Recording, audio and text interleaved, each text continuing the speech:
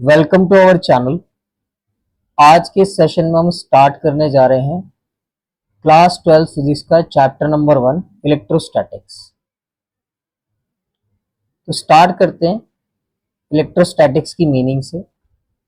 देखिए, इस टर्म को हम दो पार्ट्स में डिवाइड कर सकते हैं।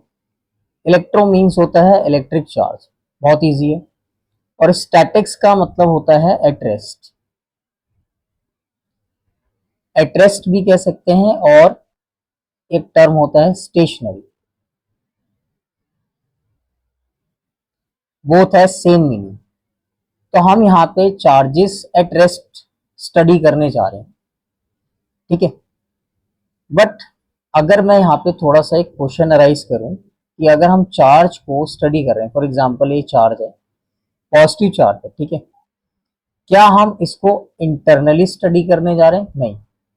हम यहाँ पे क्या देख रहे हैं, कोई भी चार्ज होता है, फॉर एग्जाम्पल एक पॉजिटिव चार्ज है, ठीक है, एक नेगेटिव चार्ज है।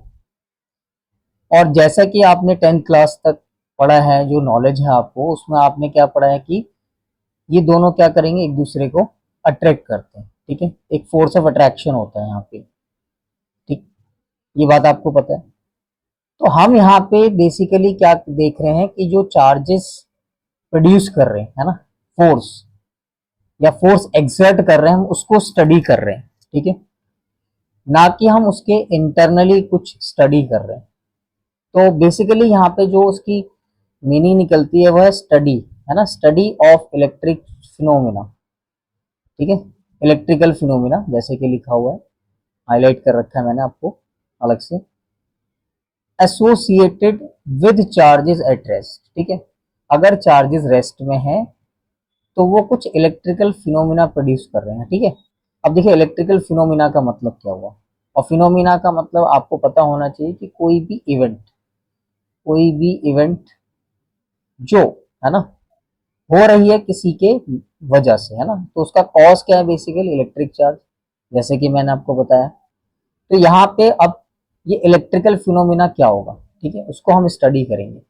तो चार्जेस के अराउंड आप जो भी है उसको स्टडी करने जा रहे हो। हालांकि आपको मैं सारी चीजें एक्सप्लेन नहीं कर सकता, है ना। तो आपको एक चीज पता थी कि इलेक्ट्रोस्टैटिक फोर्स, है ना, ये एक फिनोमिनन है, इलेक्ट्रिकल फिनोमिनन है। तो जैसे जैसे आप चैप्टर में आगे जाओगे तो आप इलेक्ट्रिक फील्ड पढ़ोगे, ठीक है, इलेक्ट्रिक फील्ड, इलेक्ट्रोस्टैटिक फील्ड पढ़ोगे, ठीक है, ये भी आगे आपको पढ़ने को मिलेगा। And one of the most important होता है इसमें इलेक्ट्रोस्टैटिक पोटेंशियल एनर्जी, ये भी आप पढ़ेंगे, ठीक है। एंड द लास्ट टर्म है आपका इलेक्ट्रिक फ्लक्स। तो मैंने ये जो ओवरव्यू दिया है इसमें आपके क्लास 12th फिजिक्स का जो चैप्टर 1 एंड 2 दोनों के बारे में आपको थोड़ा सा एक ब्रीफ इंफॉर्मेशन मिल गई है। फिर हम इसको आगे स्टडी करते हैं। Then what is the meaning of electric charge? It is an intrinsic property of sub atomic particles of matter. देखिए, इंट्रिंसिक का मतलब हो गया नेचुरल, और अगर हम इसको थोड़ा सा समझें कि नेचुरली क्या मतलब हुआ भाई, कोई भी पार्टिकल्स है, जैसे कि मैंने यहाँ मेंशन किया है सब एटॉमिक पार्टिकल्स, जो कि एटम के पार्ट्स होते हैं, है ना, आपको पता है, जैसे इलेक्ट्रॉन, प्रोटॉन। तो कोई भी पार्टिकल है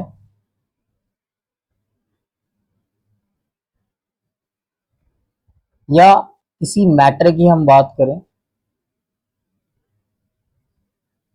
ठीक है, किसी मैटर की बात करें,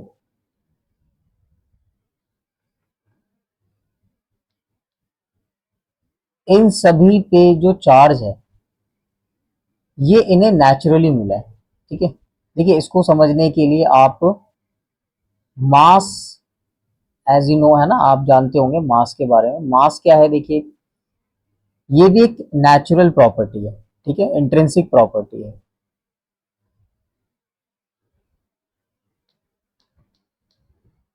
इंट्रिंसिक, ठीक है, फंडामेंटल प्रॉपर्टी कह सकते हैं, इंट्रिंसिक प्रॉपर्टी कह सकते हैं। तो देखिए कोई भी मैटर या पार्टिकल होगा, है ना, उसके ऊपर चार्ज प्रेजेंट होगा, ठीक है। हालांकि देखिए मास हर किसी के पास होगा, कोई भी मैटर है, लेकिन जो चार्ज होता है वो हर बॉडी पे नहीं हो सकता है, क्योंकि कुछ न्यूट्रल मैटर भी होगा, ठीक है। और आप देख रहे हैं यहाँ पे एक सब एटॉमिक पार्टिकल भी होता है जो न्यूट्रल होता है, इसके ऊपर चार्ज नहीं होता है। तो बहुत ही सिंपल लैंग्वेज में कहा जाए तो इलेक्ट्रिक चार्ज किसी भी पार्टिकल या मैटर को नहीं दिया गया, इलेक्ट्रिक चार्ज उनके ऊपर प्रेजेंट होता है, ठीक है, बाय बर्थ ये उनको मिला हुआ है, ठीक। अगर हम इसको सिंपल लैंग्वेज में बोलें, फिर हम बात करते हैं चार्ज ऑन इलेक्ट्रॉन, ठीक है। इलेक्ट्रॉन पे देखिए कितना चार्ज होता है, -1.6 इंटू 10⁻⁻19 कूलॉम, ठीक है। ऐसे ही आप देखते हैं प्रोटॉन पे चार्ज 1.6 इंटू 10⁻⁻19 कूलॉम। अगर आप इन दो वैल्यूज से, है ना, कुछ स्टडी करें तो हम यहाँ पे क्या लिख सकते हैं कि स्मॉलेस्ट वैल्यू ऑफ चार्ज क्या है, दिस वैल्यू, है ना। अगर हम यहाँ पे चार्जेस के साइन को ड्रॉप कर दें तो ये है इसका मैग्नीट्यूड, ठीक है, मैग्नीट्यूड।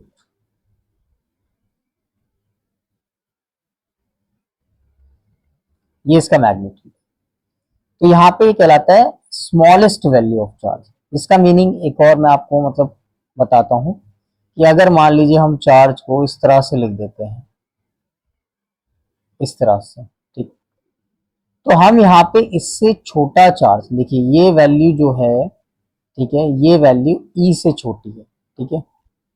हालांकि इस तरह के जो वैल्यूज होंगी, है ना, E/2 या E/3, ये क्वार्क्स कहलाते हैं, क्वार्क्स, ठीक है, क्वार्क कहलाती है, आई रिपीट, क्वार्क्स कहलाती है। तो इनको हम क्लास 12th में स्टडी नहीं करते, तो आप यहाँ पे इसको एक बेसिक यूनिट की तरह यूज करोगे, 1.6 इंटू 10⁻⁻19 कूलॉम, और एक काफी छोटी वैल्यू है, कैलकुलेशंस में थोड़ा प्रॉब्लम आ सकती है, तो हम यहाँ पे हर जगह पर ई का यूज करेंगे। अगर मान लो इस वैल्यू को हमें हटाना है, नहीं दिखाना है डायरेक्टली, तो हम यहाँ पे ई का यूज कर सकते हैं, ठीक है। देखिए फिर नेक्स्ट आते हैं रिप्रेजेंटेशन। क्या है रिप्रेजेंटेशन? आसान है, देखिए इसमें क्यू और कैपिटल क्यू लिखते हैं हम, ठीक है। चलिए फिर आते हैं कि यहाँ पे लॉ है, जो कि एक फंडामेंटल लॉ कहलाता है, law of conservation of charge. देखिए इसकी स्टेटमेंट को थोड़ा सा मैंने शॉर्ट में यहाँ पे समझा है कि कोई भी आइसोलेटेड सिस्टम है, आइसोलेटेड का मतलब हो गया कि अकेला, एक सिंगल सिस्टम है, ठीक है। और इलेक्ट्रिकली का मतलब अगर आप उसको दोनों को कंबाइन करके निकालें तो कोई भी बॉडी है ना, मैटर है, उसका कोई कनेक्शन नहीं है सेकंड बॉडी से, और किसी भी तरीके से नहीं। फॉर एग्जांपल मान लीजिए कोई तार कनेक्ट नहीं है, ठीक है, या वो एक दूसरे के टच में नहीं है, ठीक है। तो इस तरह का कोई भी, है ना, कनेक्शन नहीं होना चाहिए। फिर इसके बाद हम इसको एक सिंपल सी और एक स्टेटमेंट होती है, जैसे कि आपने law of conservation of mass में पढ़ा होगा, है ना, mass neither be created nor be destroyed. वैसे ही यहाँ पे हम बोलते हैं charge, charge neither be created nor be destroyed, ठीक है। देखिए ये स्टेटमेंट है, इसको मैं अभी यहाँ पे एक्सप्लेन करता हूँ। देखिए फॉर एग्जाम्पल हमारे पास एक एटम है, एल्यूमिनियम एटम, ठीक है। मैं यहाँ पे शुरुआत कर रहा हूँ, एक बेसिक यूनिट से शुरुआत कर रहा हूँ, फिर मैं आपको एक बॉडी के अकॉर्डिंग भी समझाऊंगा, ठीक है। देखिए तो ये एल्यूमिनियम एटम का एटॉमिक नंबर है 13, जैसा कि आपको पता है, केमिस्ट्री में पढ़ते हो आप। तो ये है इसके कितने होंगे, यहाँ पे इलेक्ट्रॉन दिखाएंगे, है ना, और ये प्रोटॉन, ठीक है, जैसे कि आप केमिस्ट्री में पढ़ते हैं, Z = E = P होता है, ठीक है। तो अगर मैं यहाँ पे किसी एटम के लिए बात करूं तो देखिए नेट चार्ज कितना होगा, 13E। अब ध्यान से देखिएगा, मैंने यहाँ पे क्या करा है, इसकी वैल्यू पुट नहीं किया है, सिर्फ यहाँ पे इसको यूज किया है, ठीक है, ई को यूज किया इसकी जगह पे। ऐसी 13 - ई, 13E - 13E 0 आ गया, ठीक है। और जैसा कि आप जानते भी होंगे, एटम जो होता है, ठीक है, ये इलेक्ट्रिकली न्यूट्रल होता है, ये भी हमने देखा है यहाँ पे। ठीक है, चलिए अब उसके बाद मैं आपको उसमें और एक्सप्लेन करता हूं। देखिए, आपको पता है कि एक एटम और एक एटम मिलके क्या बनाता है, मैटर बनाता है। ठीक है, तो देखिए मैटर के ऊपर भी कोई चार्ज नहीं होगा, न्यूट्रल होगा। तो देखिए अब हमारे लिए मेन फंडा ये है कि हमें समझना है कि मैटर के ऊपर चार्ज कब आता है। ठीक है, क्योंकि इलेक्ट्रॉन, प्रोटॉन, इनके ऊपर चार्ज रखा हुआ है, किसी ने नहीं दिया। ठीक है, लेकिन ये जो बॉडीज होती हैं, कोई मैटर होता है, इस पे चार्ज कैसे आएगा, इसके लिए थोड़ा हमें समझना होगा। जैसे फॉर एग्जांपल बिफोर रबिंग, है ना, मैंने यहाँ पे देखिए आपको दो बॉडीज लिए, ग्लास रॉड है और एक है यहाँ पे सिल्क क्लॉथ, ये जो लिखा हुआ है सिल्क क्लॉथ। ठीक है, तो देखिए, और इस दोनों बॉडीज पर हमने यहाँ पे नेट चार्ज शो किया है। देखिए, तो +4e -4e 0 आएगा, आप काउंट कर सकते हैं। ये मैंने अपने अज्यूम कर लिया है। वैसे जितने आपको ये चीज पता होनी चाहिए कि जितने पॉजिटिव चार्ज होंगे, जितने प्रोटॉन्स होंगे, उतने ही इलेक्ट्रॉन्स होंगे। ये फंडा है यहाँ पे। ठीक है, जो एटम के अंदर होता है वो किसी बॉडी के लिए भी एप्लीकेबल होगा। ओके, फिर इसके बाद हम क्या करते हैं, रब करते हैं। ठीक, रबिंग करेंगे। देखिए, अब रबिंग करने का मतलब देखिए क्या है यहाँ पे, है ना, कि जो आपके दो चार्जेस हैं, ठीक है, आपको पता है एक तो इसमें इलेक्ट्रॉन है और एक प्रोटॉन। ठीक, और आप ये भी जानते होंगे कि न्यूक्लियस, ठीक है, फॉर एग्जांपल, है ना, मैं आपको समझाता हूँ यहाँ पे। Nucleus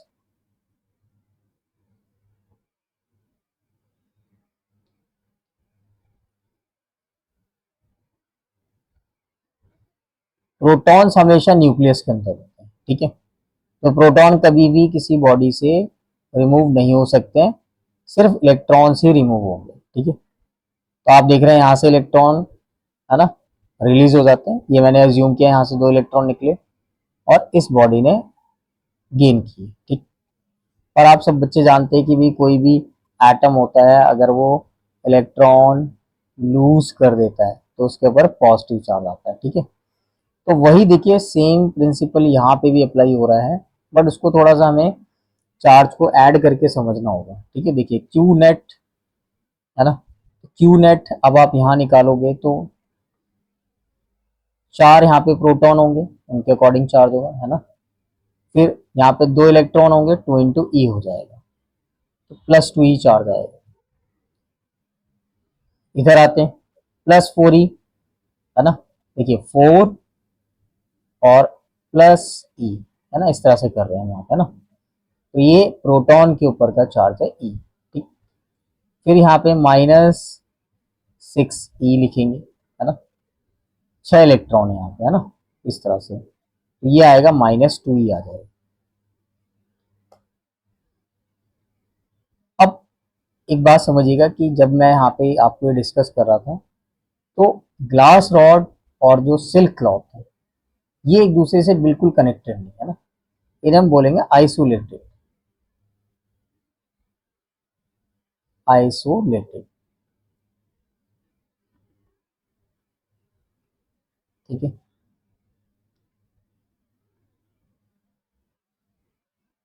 isolated.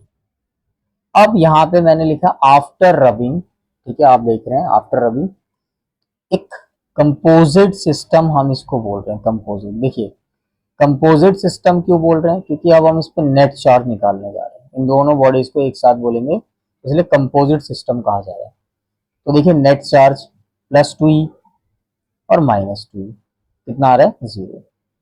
और यहाँ पे आपको बिल्कुल एक जो फील आएगा कि आपने पहले भी कुछ ऐसे लॉस पढ़े हैं, जैसे कि law of conservation of mass. तो उसमें आपने क्या पढ़ा है कि, है ना, किसी भी रिएक्शन की होने से पहले टोटल मास, है ना, जो मास है वो सेम रहता है। ठीक है, ऐसा आपने मास में पढ़ा है। वही चीज आप यहाँ पे भी डिस्कस करेंगे कि net charge before rubbing is equal to net charge after rubbing. यही होता है law of conservation of charge. ठीक है, तो आई होप आपको यहाँ तक समझ आया हो। फिर इसके बाद हम नेक्स्ट क्लास में जो आपका टॉपिक रहेगा प्रॉपर्टीज ऑफ चार्जेस को डिस्कस करेंगे।